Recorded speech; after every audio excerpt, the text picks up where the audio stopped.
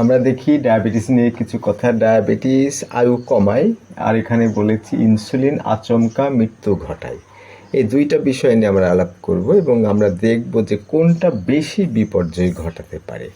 তার মানে ডায়াবেটিস একদিকে আয়ু কমিয়ে ফেলছে, কিন্তু ডায়াবেটিসটাকে যখন আপনি নিয়ন্ত্রণ করতে যাচ্ছেন ইনসুলিন দিয়ে বিশেষ করে, তখন কিন্তু আচমকা মৃত্যু হচ্ছে। বিশেষ করে এই রোজার দিনে খুব বেশি সমস্যাটা হয়। কারণ হলো যে ইফতার করার অনেক আগে অনেকে ইনসুলিন নেয়। তখন যদি তার অলরেডি পাস থাকে, তাহলে ইনসুলিন নিলে কিন্তু বড় ধরনের ঝুঁকি আছে, অনেক ঝুঁকিপূর্ণ। কিন্তু ডায়াবেটিস আস্তে আস্তে আমাদের ক্ষতি করে, লম্বা সময় ধরে চোখের রেটিনা থেকে শুরু করে সব ধরনের ক্ষতি করে, অনেকটা সিগারেটের মতো।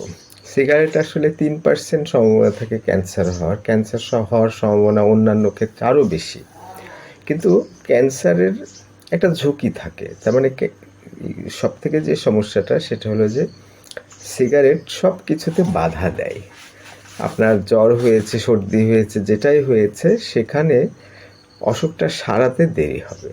কিন্তু আমরা সবসময় ধরে নিই কি যে ক্যান্সারের ঝুঁকি বাড়ায়, অবশ্যই বাড়ায়, কিন্তু আসল সমস্যা হলো যে সার্বক্ষণিক শরীরের ক্ষতি করতে থাকে। তো ডায়াবেটিস যদি বেশি থাকে, বিশেষ করে 6.1-এর ঊর্ধ্বে যতক্ষণ থাকবে ততক্ষণ কিন্তু এটা ঝুঁকিপূর্ণ, শরীরে ক্ষতি করে। কিন্তু সেটার ইফেক্ট অনেক দিন পরে বোঝা যায়, একটু একটু ক্ষতি করে কিন্তু বোঝা যায় না।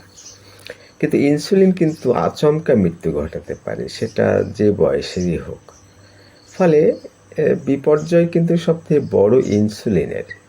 আর ইনসুলিনটা না নিলে আপনার হয়তো ডায়াবেটিস বেড়ে থাকতে পারে, যেটা দিনে দিনে আপনার ক্ষতি করবে।